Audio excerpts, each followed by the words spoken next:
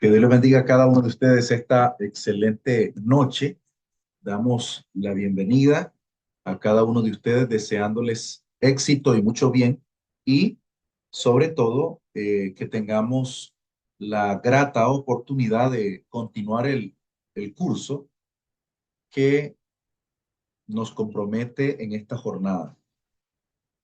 El tema que estamos desarrollando, que vamos a estar estudiando, es la lección número 4 del curso Mundo del Nuevo Testamento. Y me gustaría que nos comprometamos a introducirnos al campo de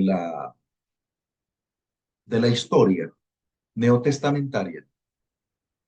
Pero para poder llegar al Nuevo Testamento necesitamos comprender el panorama, la historia que envuelve a la iglesia neotestamentaria, a Jesús, a los mismos discípulos. Por eso necesitamos volver un poco para ver la geopolítica de la época, la historia de la época. Y se debe entender a la iglesia y a Jesucristo al ministerio como tal del siglo primero desde la óptica de la sociedad, desde la política, desde la religión, desde la herencia que se tiene a través de una cultura que es rica en información y son los reyes que van a primar en el siglo I, que van a descender, que van a venir desde la República Romana. Por esa razón, la semana pasada dábamos algunas pautas para analizar el aspecto del Nuevo Testamento desde la perspectiva de la sociedad y de la cultura de Roma. Por lo tanto, quiero invitarles a la lección de hoy con una pequeña presentación donde vamos a asumir ciertos desafíos de retentiva, de memorización o al menos de revisión en nuestro cuaderno, tomar algunas notas posiblemente y en definitiva nos va a permitir a nosotros conocer un poco acerca de este panorama, de este contexto, desde el punto de vista de la vida romana, lo que se vive en Roma, lo que se vive en la cultura. Esto nos va a permitir conocer cómo eran las calles de la época, por ejemplo, cómo era la sociedad en ese tiempo, cómo estaba diseñada la infraestructura, la cultura y sobre todo dimensionar la estructura sociocultural, la plebe, el- la religión, cómo se entendía la religión para entonces, y definitivamente es como un recurso de la historia que nos permite ensanchar nuestro conocimiento sobre estos aspectos propios de la sociedad de la época. Vamos a empezar, por ejemplo,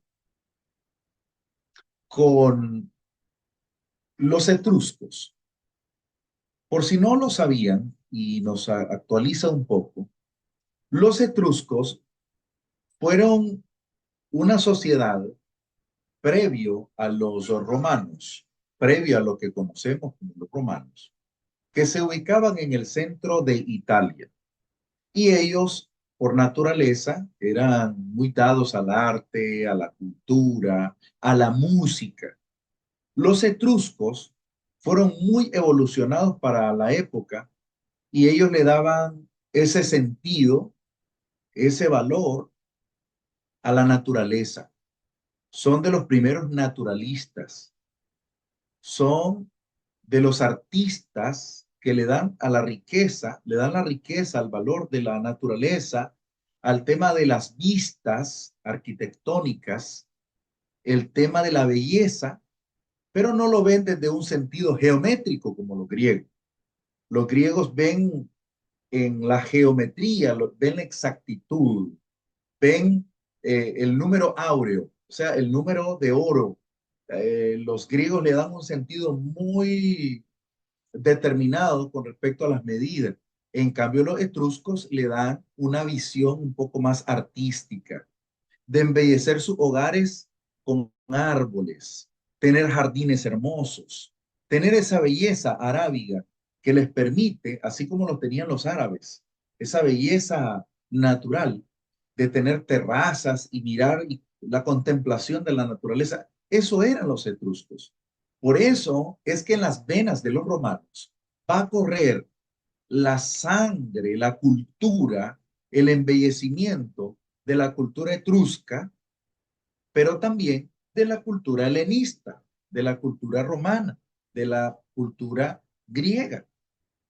Entonces, los romanos de alguna forma van a heredar la cultura etrusca y la cultura griega. Por eso, cuando vamos leyendo libros como del Antiguo Testamento, por supuesto, libros como Daniel y Ezequiel, nos van a transportar a la cultura babilónica, a la cultura árabe, a la cultura eh, que va más allá de las fronteras de, de Jerusalén, de Israel. En cambio, los griegos, los etruscos, nos van a transportar a la zona de Europa, de una Europa eh, que está siendo gobernada por estos movimientos que son fuertes, que son sólidos, pero cuando se levantan los grupos armados de Roma con uno de sus capitanes más importantes que aparece en la naturaleza, en la narrativa de Roma, como sus fundadores,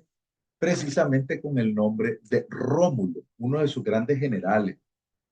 De hecho, en el viejo mito de la fundación de Roma, se dice que quienes lideran esta campaña son unos muchachos, son un par de hermanos llamados Rómulo y Remo, que se supone fueron alimentados por una loba y que estos sobrevivieron y que tuvieron una campaña militar contra los etruscos y los etruscos perdieron.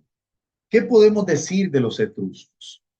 Podemos decir que tienen una herencia artística enriquecedora, que de alguna forma están señalados como los precursores de el arte, de el uso del barro en la construcción, por ejemplo. Ellos van a utilizar el barro, según lo que sabemos, van a utilizar el barro para la edificación, pero la piedra la van a usar como muro de contención. Ellos la van a usar para, no para embellecer, no para hacer eh, arquitectura de piedra.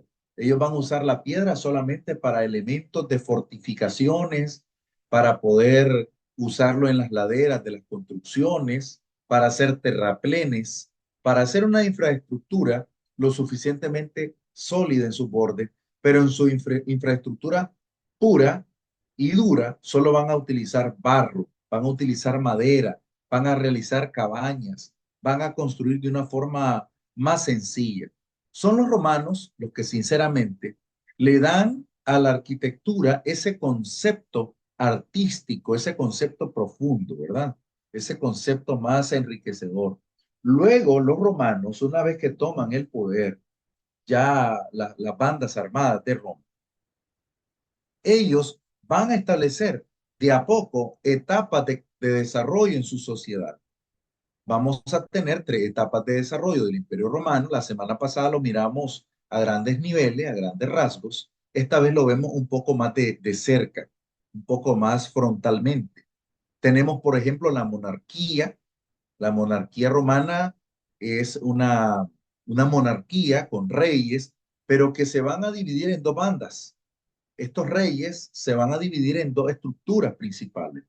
Se van a dividir entre el basileo griego, que es como una especie de rey, pero también van a tener un poder, una especie de poder ejecutivo y un poder legislativo.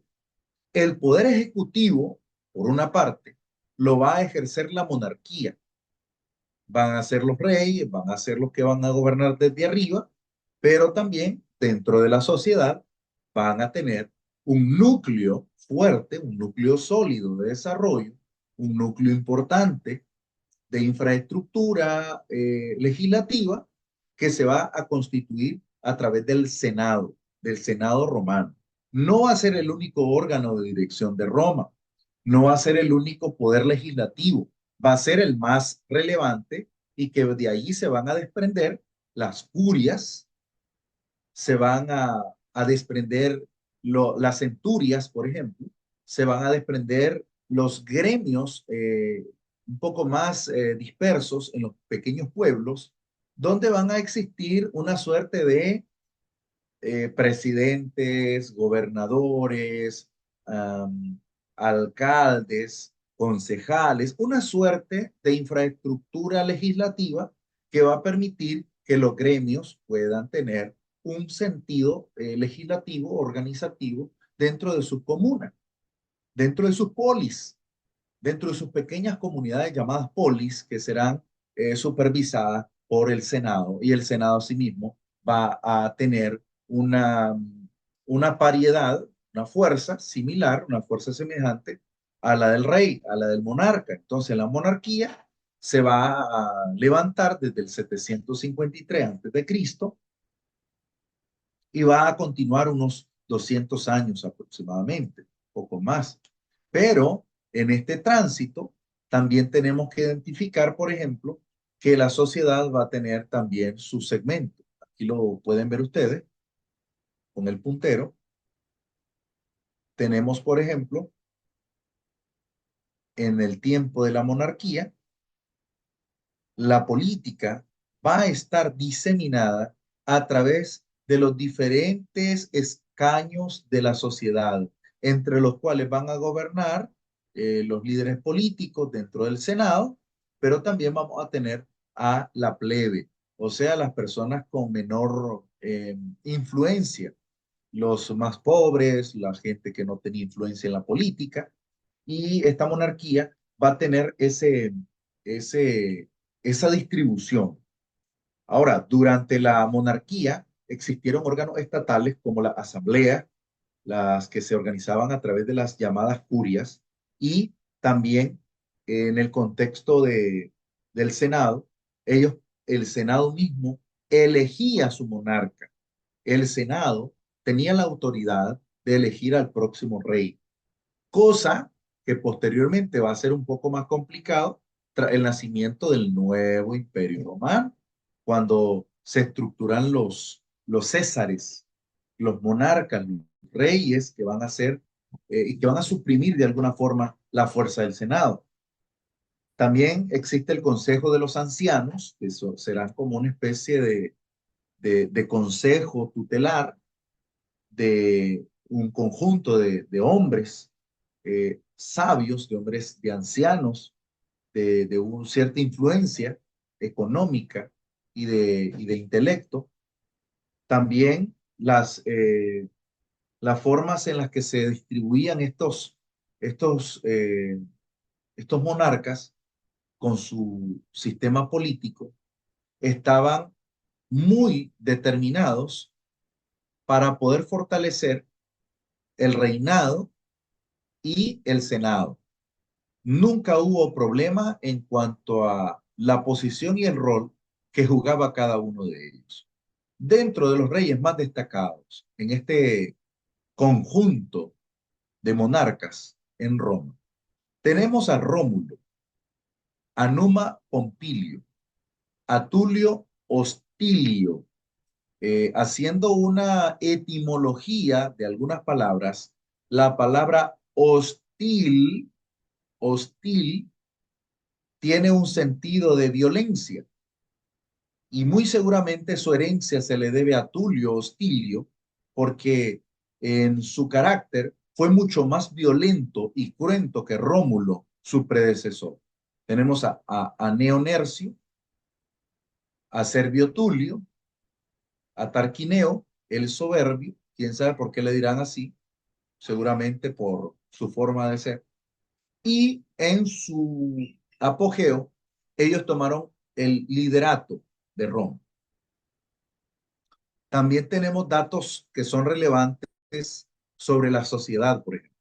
La sociedad en esta época estaba compuesta de una clase alta y la clase alta, la aristocracia y la nobleza. La clase alta era parte de la que gobernaba a la clase noble. Esto diciendo que los esclavizaba para diferentes tareas diarias desde el año 553 al 510. En otras palabras, es en este contexto donde se dan muchas de las represiones para la esclavización de la plebe. La época republicana, del 510 al 27, la República Romana fue un periodo de civilización romana que se va a desarrollar desde el siglo V al año 27 antes de Cristo. Esto a rasgos de las guerras civiles en el conflicto por el poder. Estas guerras que se dan en el contexto del siglo V al siglo I antes de Cristo, estamos hablando de estas guerras púnicas, por ejemplo, las guerras púnicas que se van a desarrollar en la margen entre Cartago, Sicilia y Roma. En otras palabras, van a ser esas guerras entre aquellos reyes romanos que van a tratar de contender contra Cartago, de los más fuertes de la época, para poder vencerles y dominar esa región. Porque para entonces, estamos hablando que el siglo IV, siglo III, Roma está comenzando a avanzar en sus campañas militares. Roma está tratando de poner eh, la mano, el puño sobre la mesa, pero son los cartagineses los que más trabajo le dieron a Roma, porque son los que le comenzaron a crear conflictos. Se dice, por ejemplo, que en la isla de Sicilia, del lado que era gobernado porque si, la isla estaba dividida en dos mitades, dos gobiernos le estaban tomando. Roma por el norte y Cartago por el sur. Cartago queda en la margen del Mediterráneo, en la zona norte de África.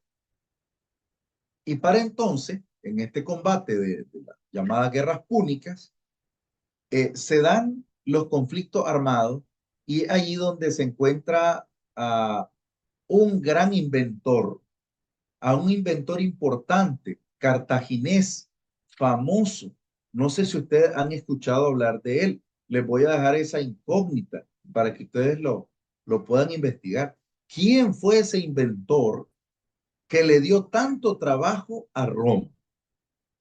Ese inventor que le dio problemas porque creaba, fabricaba máquinas de combate y que hacía que los romanos no pudieran contender con él.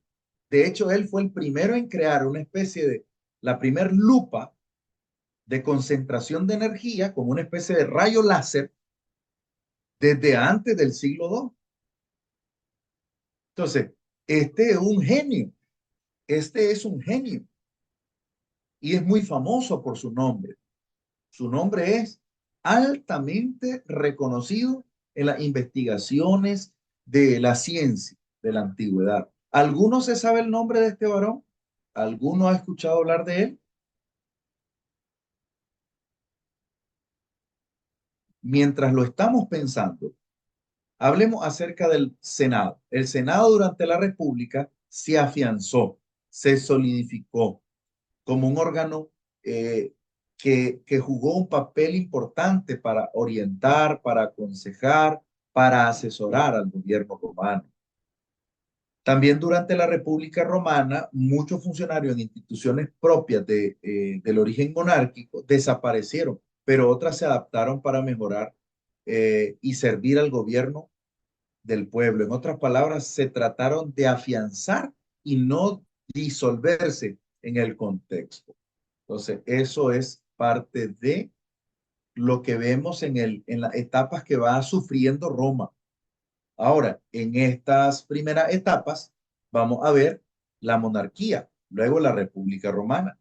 Y ahora vamos a ver, breve, vamos a estudiar lo que va a ocurrir después del año 27 antes de Cristo, con el nacimiento de una nueva era y una nueva etapa para Roma.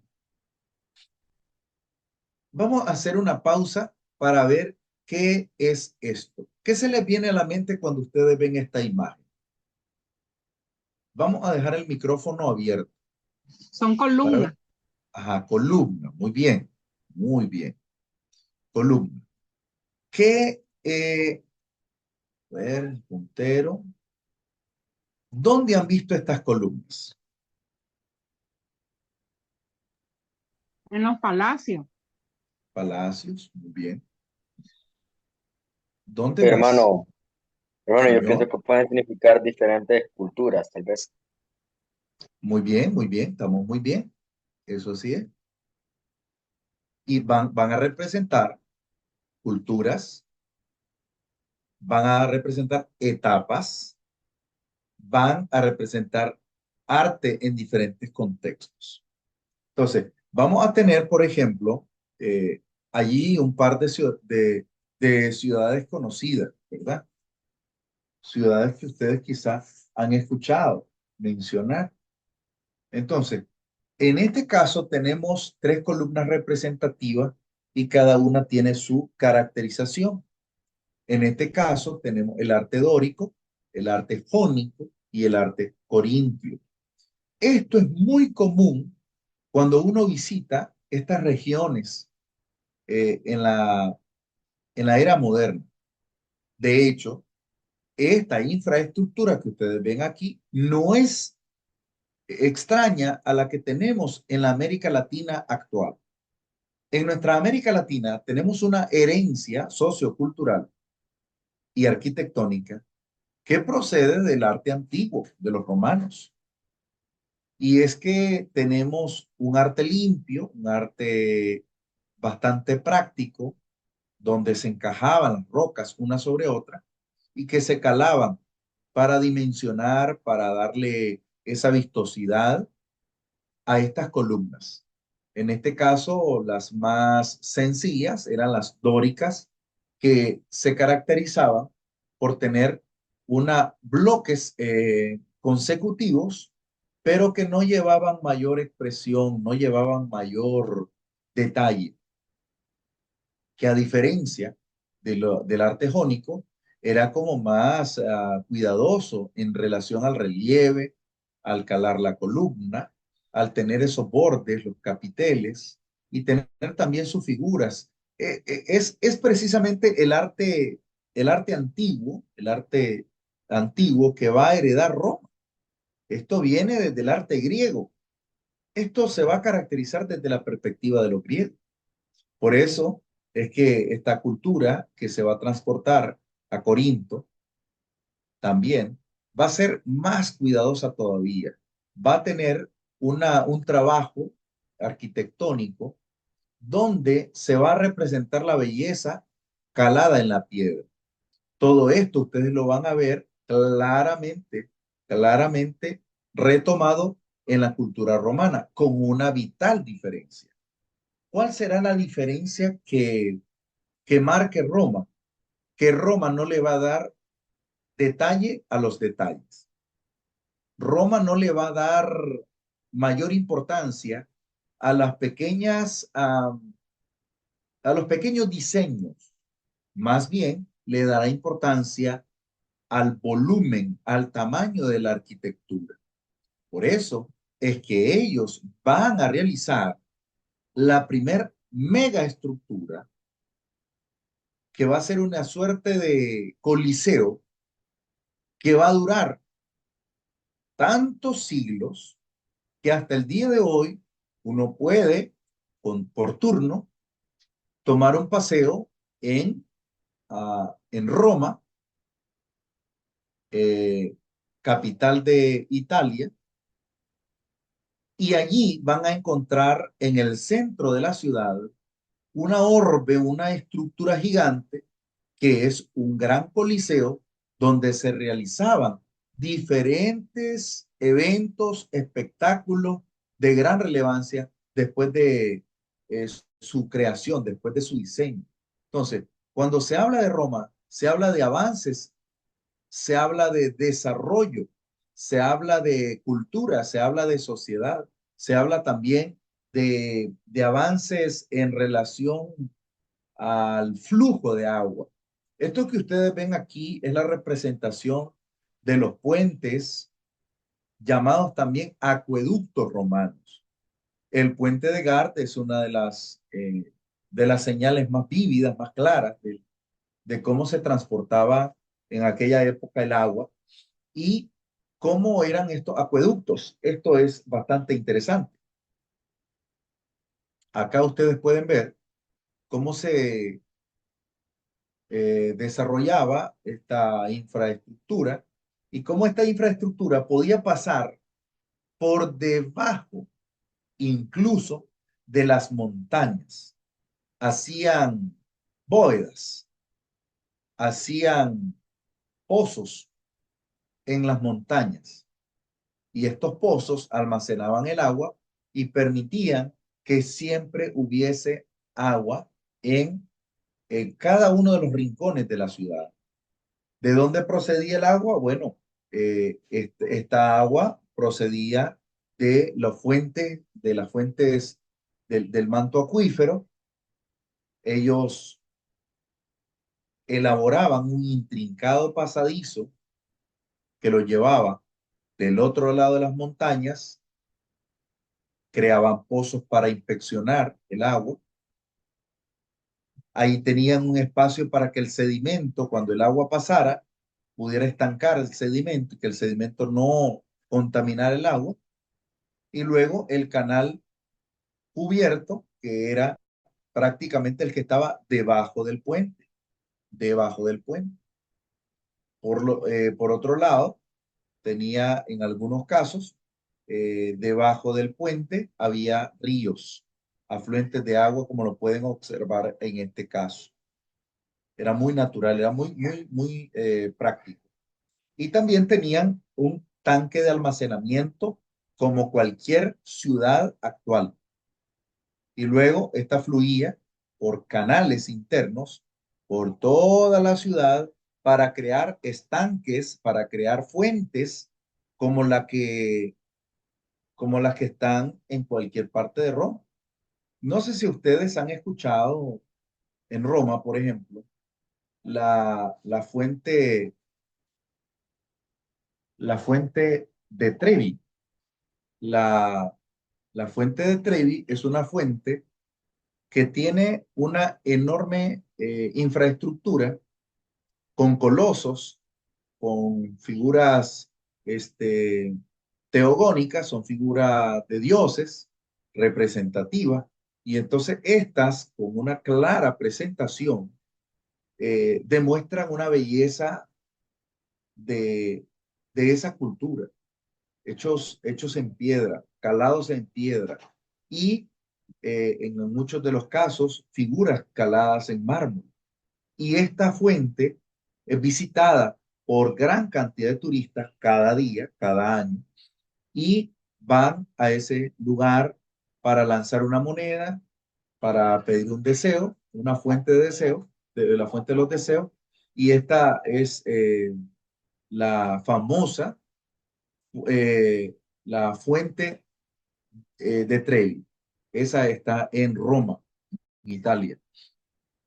Entonces, esta infraestructura es lo que se vive en ese contexto.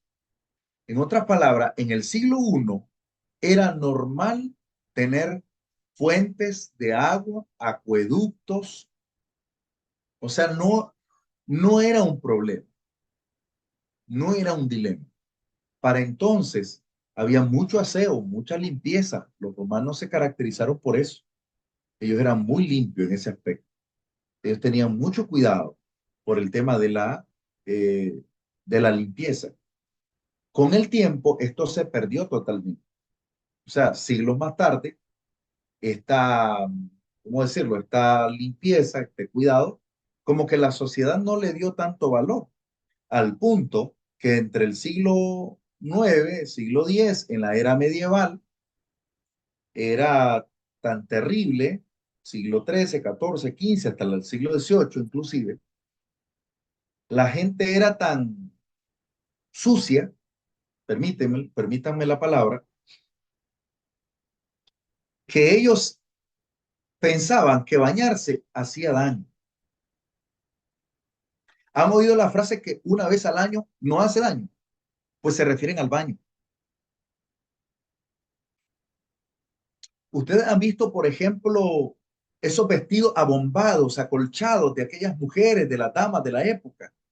Pues lo que implica eso es que es un conjunto de telas que van cubriendo a la mujer, porque las mujeres, como ese vestido era tan grande, era tan protuberante, y tenía marco de metal, tenía varillas de metal.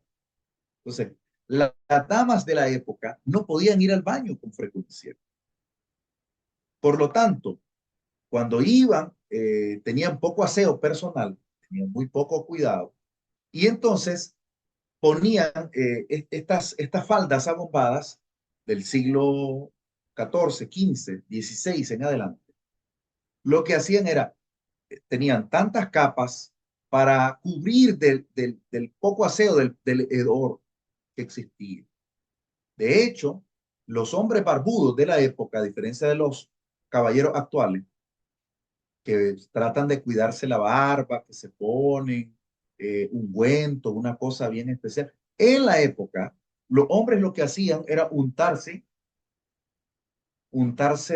de grasa de cerdo para que las pulgas que tenían debajo de la barba no saltaran, para que los gusanos no brincaran, para que las moscas no quisieran acercarse porque se pegaban.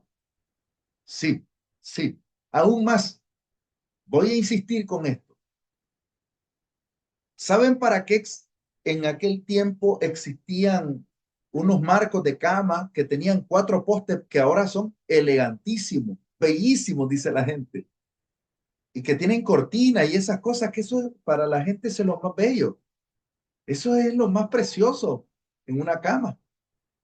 Para aquella época tenían que poner cortinas, y eso eran los soportes de las cortinas que cubrían las camas, porque las camas, cuando se levantaban las personas después de tantos días, porque no cambiaban con frecuencia esas sobrecamas, entonces los sobrecamas tenían pulgas, piojos, garrapatas y todas las alimañas que ustedes se puedan imaginar. Para que no llegaran los sopilotes, o sea, las aves de rapiña, y entraran sutilmente, para que no quedaran en las camas, entonces lo que hacían era cubrir esas camas, protegerlas de toda esa invasión. No me voy a meter con esto último que termino, con esto último termino de ese punto para volver a los romanos. Estoy nada más haciendo un contraste de la cultura romana con la cultura medieval. Ustedes sabían que, por ejemplo, en el velorio, en los velorios, en los siglos del siglo X en adelante, lo más normal, la cultura era que si alguien moría, lo ponían en el mesón, en la mesa, en el comedor, lo ponían allí y esperaban para ver si reaccionaba por lo menos en toda la noche. Y ellos comían alrededor del féretro. Eso no era ningún problema para ellos. Eso era algo irrelevante. Al punto que los hombres de la nobleza, las mujeres de la nobleza, no existían inodoros, no existían. Ellos lanzaban de los palacios, en esos palacios preciosos que se logran apreciar. ¿No han notado ustedes que hay palacios que tienen muchas ventanas? Los palacios tienen siempre una ventana pequeña. Pues esa pequeña ventana es por donde arrojaban sus desechos. Por esa razón, para la época era una cosa muy descuidada, había poca limpieza. De hecho, no sé, las personas en ese tiempo, lamentablemente, cuando se lastimaban, se enfermaban y se engangrinaban, se enfermaban. Las pestes se devoraron, la peste bubónica, las pestes de aquella época eran tan letales, no necesariamente, porque en sí era una enfermedad mortal, porque la peste bubónica son las mismas enfermedades que vivimos hoy, como leptospirosis, por ejemplo, con la diferencia es que usted lava los utensilios donde usted va a cocinar, pero ellos no tenían ningún problema en utilizar una cacerola, una olla, donde el ratón haya hecho casa y nido. Ellos solo la limpiaban y a su uso corrían a la rata y no tenían ningún problema en cocinar lo que ellos querían allí. Entonces, ese tremendo descuido es lo que generó muchas pandemias, muchas enfermedades, pero volviendo un poco, retrocediendo 15 siglos atrás, el Imperio Romano nos va a dejar a nosotros un legado de limpieza, de cuidado, de un gran valor histórico y también de tremendas hazañas que tendrá que librar la iglesia para poder sobrevivir en un contexto donde a pesar de que eran limpios en cuanto al agua, en cuanto a su limpieza física, lamentablemente la podredumbre del corazón de los romanos y de muchos reyes romanos fue lo que detonó en las persecuciones, detonó en las masacres contra los primeros cristianos y que esto realmente fue algo muy duro, muy difícil. Vamos ahora a revisar un poco acerca de la historia de Suetonio Tranquilo. Suetonio Tranquilo no se sabe cuándo nació con exactitud. No se sabe cuándo murió con exactitud. No se sabe dónde nació ni dónde murió. Solo se sabe dónde vivió y qué hizo. Suetonio Tranquilo es un escritor del siglo primero, de finales del siglo I, a inicios del siglo II. Suetonio Tranquilo escribe una obra literaria preciosa, preciosa, que se denomina Los 12 Césares. Los 12 Césares. Este escritor es un escritor magnánimo, podríamos decir, de los escritores célebres que nos permiten conducirnos en el camino del saber dentro de la cultura que nos permite narrar y conocer cómo, cuándo, contexto de los reyes romanos. Ahora, ¿por qué estudiar esto en el siglo I? ¿Por qué? ¿Por qué es necesario? Porque son las bases para conocer cómo sufrió la iglesia, por ejemplo. No vayamos muy largo. Vamos a un texto original de una traducción latina a una versión española antigua que yo tengo ahí en la presentación de Suetonio.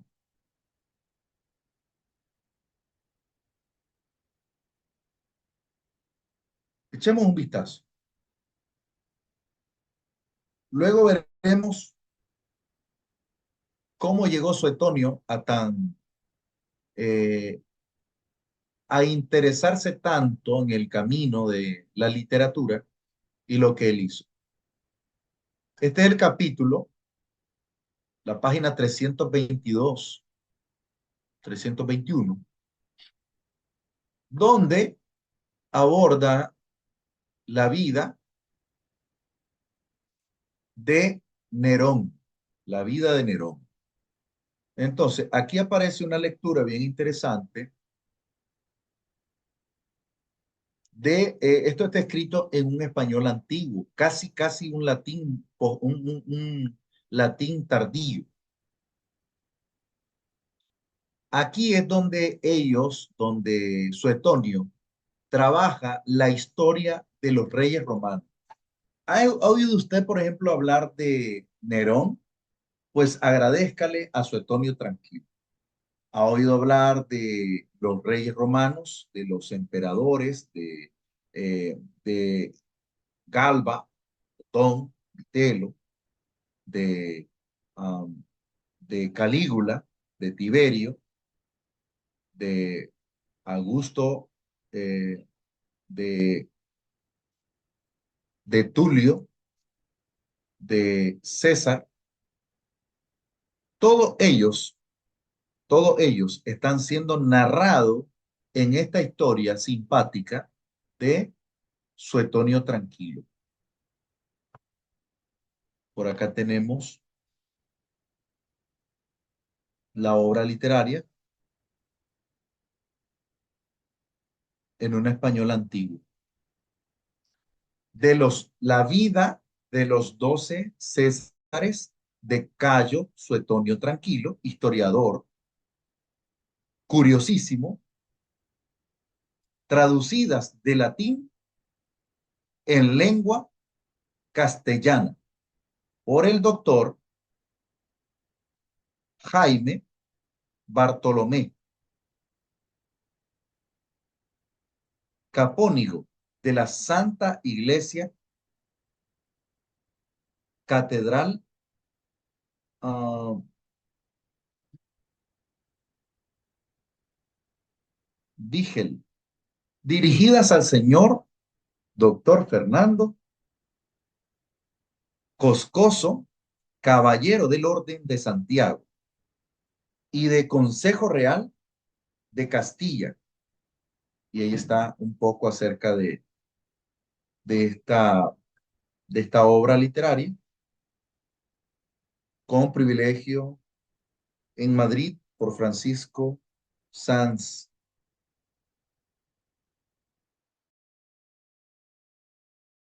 Empero del Reino, año 1679. Ahora ven qué tan antiguo es este libro. Entonces aquí hace su introducción y en la página 322 que yo les mencionaba es donde habla acerca de cómo Nerón insertó las batallas campales dentro de los circos romanos. Ahí es donde aborda el tema de los circos y seguramente habría que revisar un poco más avanzado allí para ver el tema de cómo inició Roma, cómo se fundó. Entonces, todo esto aparece en esta obra literaria preciosa, exquisita, exquisita, de este escritor llamado Suetonio Tranquilo. Entonces, ahí tenemos a a estos personajes, a estos reyes. Miren que aquí a Reno y Rodano aparecen aquí personajes, lugares, contextos del inicio de Roma y su formación. Aquí noten ustedes la historia de Julio César. Aquí está la historia de Julio César, que lo venció en muchas batallas, se acometió, o reunió a los ingleses, obviamente se refiere a la antigua población que vivía en esa época. Eh, Hasta entonces, gente desconocida a los romanos y vencidos les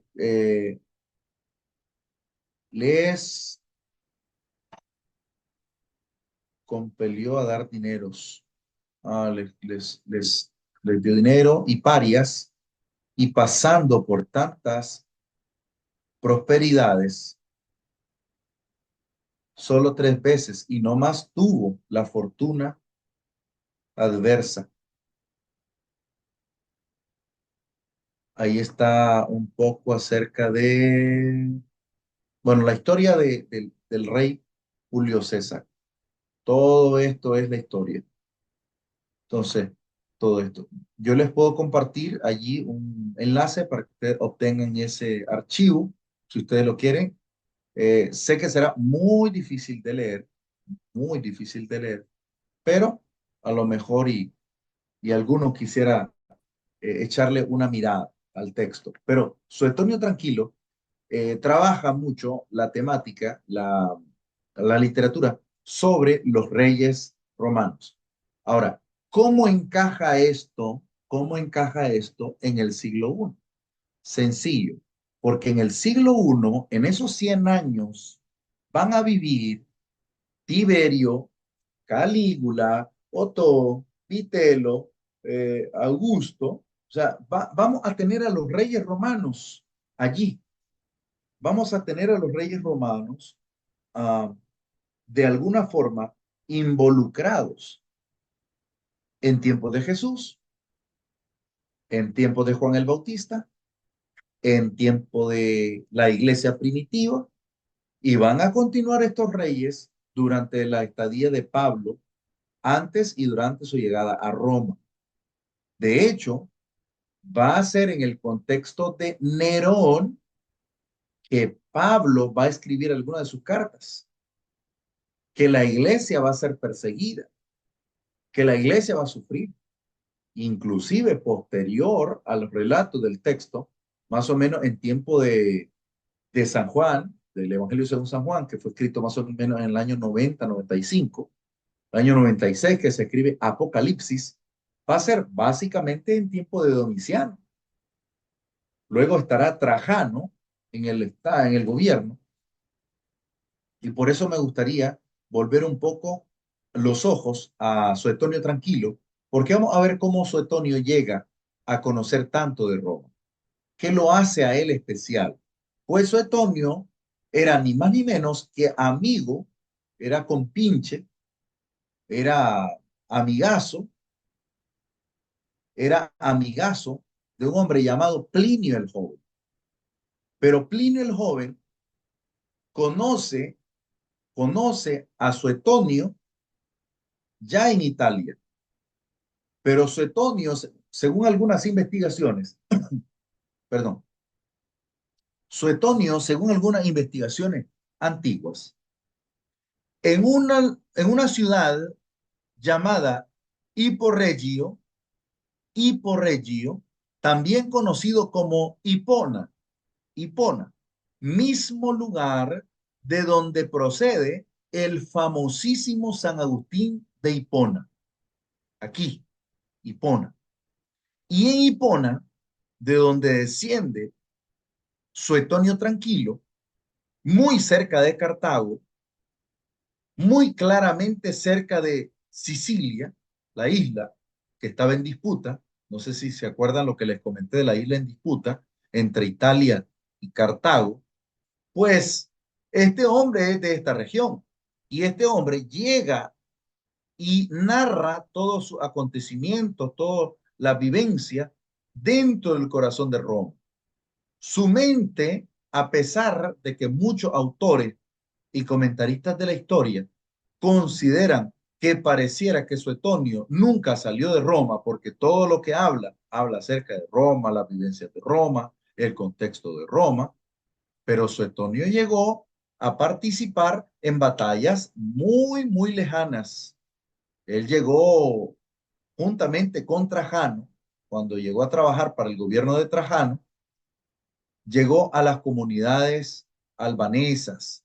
Él tuvo vínculos con los chipriotas. Él tuvo mucho que ver con Cartago y con toda África, eh, África del Norte. Entonces, todo esto que nosotros podemos apreciar, vemos en Suetonio Tranquilo una gran historia que contar y sobre todo una buena relación sociopolítica con personajes importantes de la época. ¿Quién fue Plinio el Joven? Pues Plinio el Joven es básicamente el ahijado de Plinio el Viejo. ¿Y quién es Plinio el Viejo? El mejor y más grande narrador del naturalismo de la historia. Es de los que mejor narra el tema de la naturaleza el tema desde la antigüedad y nos va a permitir acercarnos un poco al gobierno romano, porque Suetonio, al ser, por ejemplo, amigo de Plinio el Joven, y Plinio el Joven, básicamente su mecenas, su financiador, lo van a acercar poco a poco al gobierno de Trajano, al gobierno que sucedió al mismo Domiciano y que luego vendrá Adriano y otros emperadores de Roma. Pero Roma, según Suetonio, va a tener su auge y va a tener su caída. Por lo tanto, lo único que se sospecha como sospecha, es que él vivió en Como, Italia, entre el 61 y el 112. Ese es básicamente un periodo en el cual él narra acontecimientos vividos. Ahora vamos a ver quiénes fueron los reyes de Roma, los emperadores de Roma. Los emperadores de Roma, los más relevantes, no fueron todos, pero los más relevantes, los que se constituyen emperadores como tal, o los césares serán los siguientes. Cayo Julio César. Luego les seguirá Octavio Augusto. Después de Octavio Augusto, Tiberio Nerón. Luego Cayo Calígula. Tiberio Claudio Druso. Luego Nerón Claudio. Luego Servio Sulpicio Galba, más conocido como Galba. Salvio Otón, también conocido como Otón o simplemente Otto. Aulio Vitelio, algunos le conocen como Vitelo o Vitelio. Luego viene Tito Flavio Vespasiano, el emperador de turno, cuando se da la masacre de los ciudadanos de Jerusalén en el año 70, cuando envía a su hijo, cuando comanda las tropas militares, su hijo llamado Tito Flavio. Su hijo Tito es el que va a la campaña militar a Jerusalén para sacar del templo de Jerusalén el oro que supuestamente había en Jerusalén.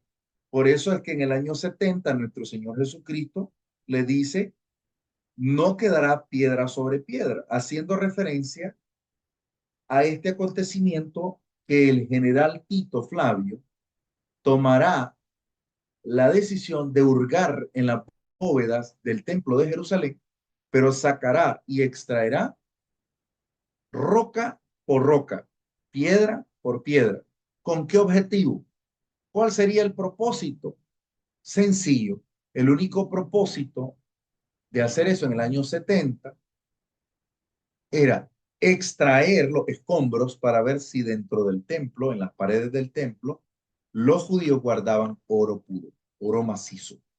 Por eso fue necesario desprender piedra por piedra. O sea, esa profecía, no quedará piedra sobre piedra, se refiere a que la búsqueda de oro, Tito Flavio va a invadir en el año 70 a la nación de Jerusalén y le va a extraer, le va a quitar para ver si allí realmente escondían oro. Pero ¿qué descubrió Flavio, Tito Flavio? Que no había el oro que él creía. No era tan así. Entonces eso fue tan terrible que lo que hicieron fue una masacre terrible y lo que hicieron fue llevarse los utensilios de oro, llevarse los utensilios y llevarlos para la construcción, para la financiación de el anfiteatro Flaviano, que era un anfiteatro gigante donde se iban a realizar algunos festejos, algunas guerras simuladas, batallas de gladiadores, circos, donde iban a llevar a los cristianos también a ser devorados por leones, a sacrificar muchos animales. Básicamente era un sacrificio pagano. querían que la iglesia, incluso hicieron que la iglesia, que los cristianos primitivos fueran sacrificados en nombre de los dioses paganos de ellos. Eso fue terrible, eso fue horroroso. Los gladiadores mataban a los cristianos porque ellos estaban puestos para hacer eso, y los gladiadores ganaban con eso su libertad, pero los cristianos perdían su vida, pero el que pierde su vida la ganará. Sí, eso es lo que, ante ese contexto de, de dificultad, la iglesia vive. En ese conflicto que vive la iglesia es lo que le daba la motivación. Por eso, saber todo este panorama, esta visión de un mundo romano déspota, grosero, donde querían desaparecer a la iglesia. Vemos que la iglesia supervivió todo este panorama, todo esto en el siglo I. Todo esto es lo que vive la iglesia en el contexto histórico de la sociedad de la época.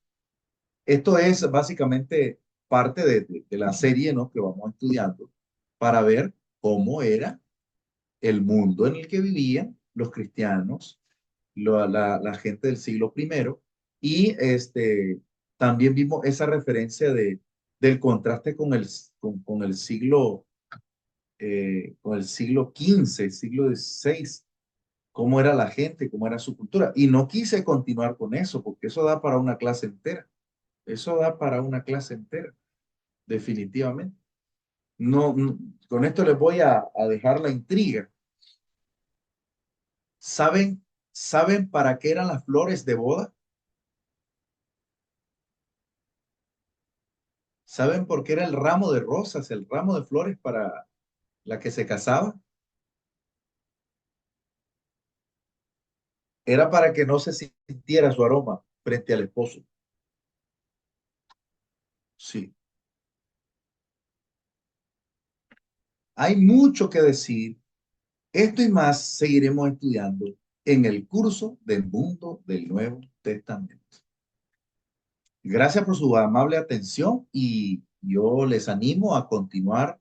eh, Agradecemos su puntualidad, por supuesto, y deseamos que le demos seguimiento a estos aspectos históricos del contenido. Vamos a invitarles para la siguiente sesión y vamos a dejar inquietudes. No sé si ustedes tienen preguntas, respuestas, dudas, comentarios, aseveraciones, intrigas, zozobras, temores. Pueden decirlo, por favor.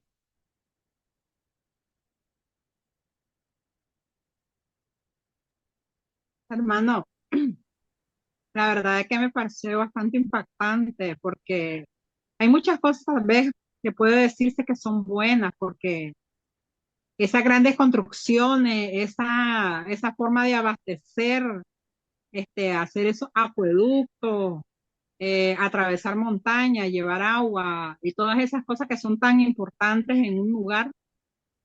Pero también me quedé sorprendida, hermano, de todas esas cosas, pues que no son muy agradables, pero en realidad las desconocía, en realidad no sabía.